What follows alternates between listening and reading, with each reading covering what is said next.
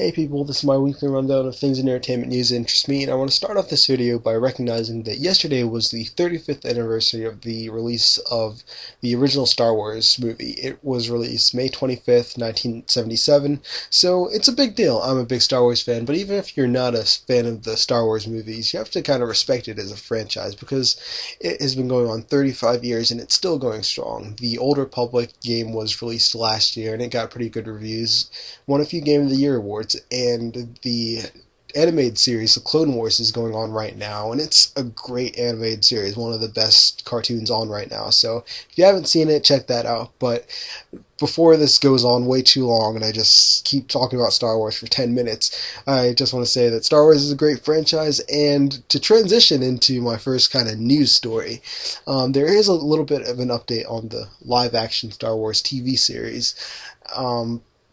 If you have been following the development of the show, it's not much of an update, just that they are still planning on making it. They're just trying to figure out a way to produce this show because the special effects that they want to do for it would just be way too expensive to produce on a weekly basis, and it would just cost millions of dollars. So they're trying to find a way to make special effects that would work on a TV budget but still capture what they want to do.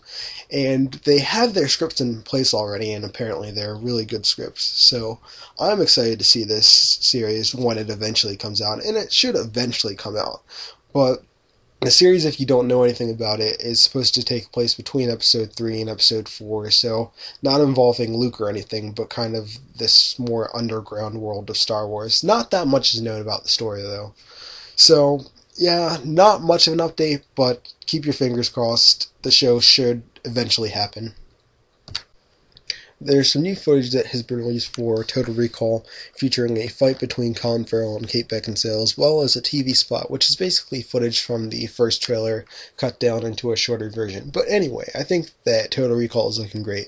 Of course, with any kind of remake, there are going to be these purists who are like, oh no, how dare you remake this, the original was perfect, your movie's going to suck because it's different.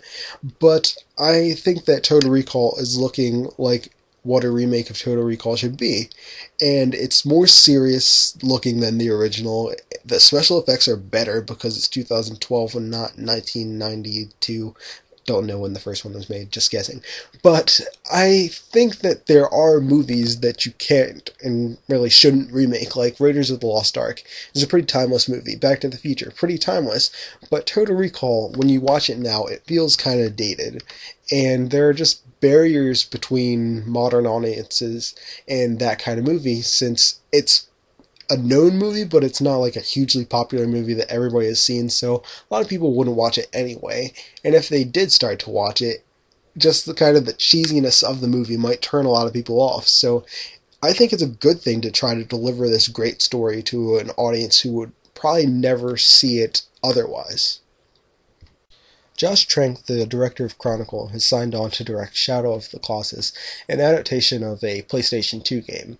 And I have never actually played Shadow of the Colossus. It's one of those games that was critically acclaimed, so I've always kind of wanted to go back and play it, but I've never gotten around to doing it. So hopefully this is a good movie. Video game adaptations just have this history of being very disappointing, so maybe this will break the curse. Gary Oldman has joined the cast of the remake of Robocop, and I don't know much about this remake, but I did see the original a few years ago, and to be honest, I didn't really like it at all. But I do think that the basic concept of Robocop can be used to make a pretty good story if they have good writers involved. And with a respected actor like Gary Oldman signing on to this movie, it does lend it a bit of credibility. So I've got my fingers crossed that this will be a good movie, but it's not really on my hotly anticipated list of movies right now. Marvel has released a trailer for their upcoming MMO, Marvel Heroes, which to me looks a lot like the Marvel Ultimate Alliance games. So if you're a big fan of those games, definitely check out this trailer. This might be something for you. Personally, I'm not really an MMO person, and I just think the Marvel Ultimate Alliance games are pretty decent. Just the gameplay of it doesn't really appeal to me that much. So I'm probably not going to be getting this game, but I do think it's something to keep an eye on. There are increasing signs that Avengers Earth's Mightiest Heroes might be in danger. There have been some interviews with Jeff Loeb in which he's expressed interest in creating kind of a cohesive Marvel animated universe, and Adrian Pasdar, who played Iron Man in Ultimate Spider-Man, will be reprising his role in the upcoming animated series Hulk Agents of Smash, but he's not the Iron Man from Avengers Earth's Mightiest Heroes.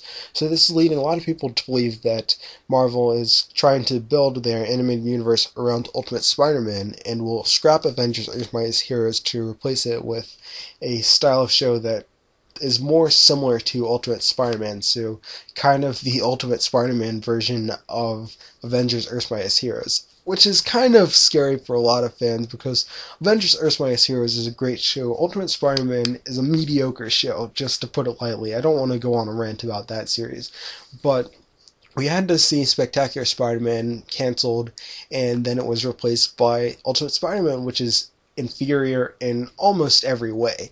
So the fear is that we're going to see just a very mediocre Avengers show to replace Avengers Earth's Mightiest Heroes, which is doing some really good stories right now, and Ultimate Spider-Man is just more childish, more silly. It's not as well written, so if that is what we can expect from Avengers, I think we've got a lot to kind of worry about here. But I don't think that the negativity that a lot of fans have been trying to use to bring down Ultimate Spider-Man is going to work.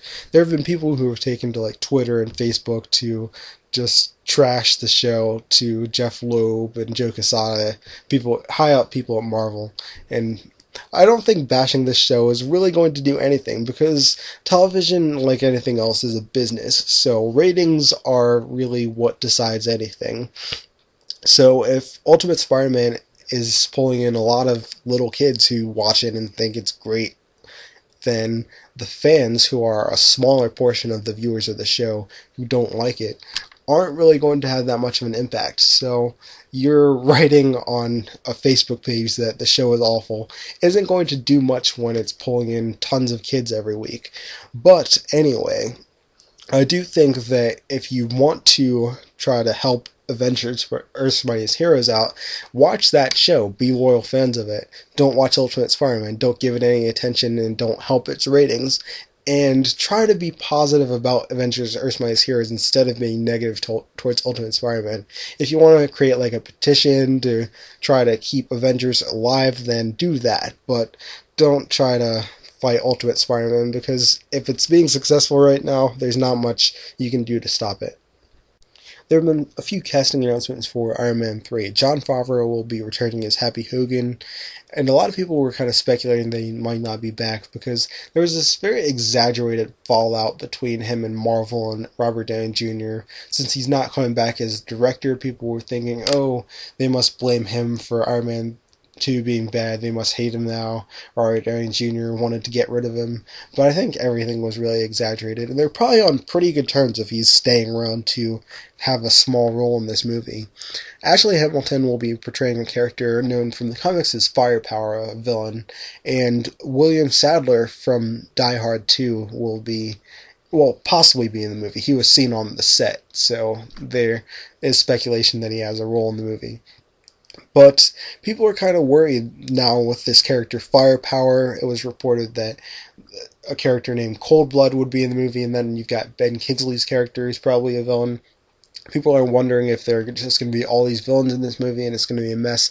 I think there's nothing to worry about. Like I've noted before with Iron Man, not every character who is a supervillain in the comics turns out exactly that way in the movies. And then if you look at Spider-Man 2, you had Kirk Connors in there, and he wasn't the Lizard. You had John Jameson in there, and in the comics he's been a character named Manwolf before, but he obviously wasn't Manwolf in the movie, and they probably had no intention of ever doing that if that Spider-Man series went on any longer. So I think these characters are probably going to be in smaller roles, not all supervillains. The last thing I want to talk about in this video is The Dark Knight Rises. there have been quite a few posters and banners, including this one right here, released during the past week, as well as a new TV spot. And some people were a little bit concerned before that they weren't doing enough promotion for the movie, which is kind of silly. I mean, it's a Batman movie. People aren't just going to forget that there's a new Batman movie coming out this year, especially after the massive success The Dark Knight was. This one shares the title and just adds a word to it, so it's going to be successful no matter what, and was always going to be one of the top movies of the year. But now it's advertising more, and it's starting to ramp up, and it's starting to make sense the way that they've chosen to advertise. I was confused along with a lot of people when they didn't release a Super Bowl TV spot for it. And it seems to me that they didn't want to go head-to-head with the Avengers the way that a lot of fanboys want to make it. They wanted to let the Avengers do its thing, and now that it's winding down, they're going to start up and be that movie that kind of owns the rest of the summer. Because really, there's nothing the rest of the summer that can kind of compete with that. I'm hyped for Total Recall, I'm hyped for The Amazing Spider-Man, but those two movies don't stand a chance of making more money than The Dark Knight Rises. It's just the way it is. Just the finale of a franchise this big is so much in its own league compared to a reboot of a franchise that people kind of are soured on after Spider-Man 3, and Total Recall is a remake of a movie that a lot of people aren't that familiar with. And Snow White and the Huntsman, it's kind of in its own thing there. It should make a modest amount of money. Men in Black should make a pretty decent amount of money. But The Dark Knight Rises is pretty much going to own the rest of the summer. I think it's a safe assumption to make. So that's all I've really got to say in this video. If you like what you saw, please like, comment, subscribe, and tune in next time. Thank you for watching.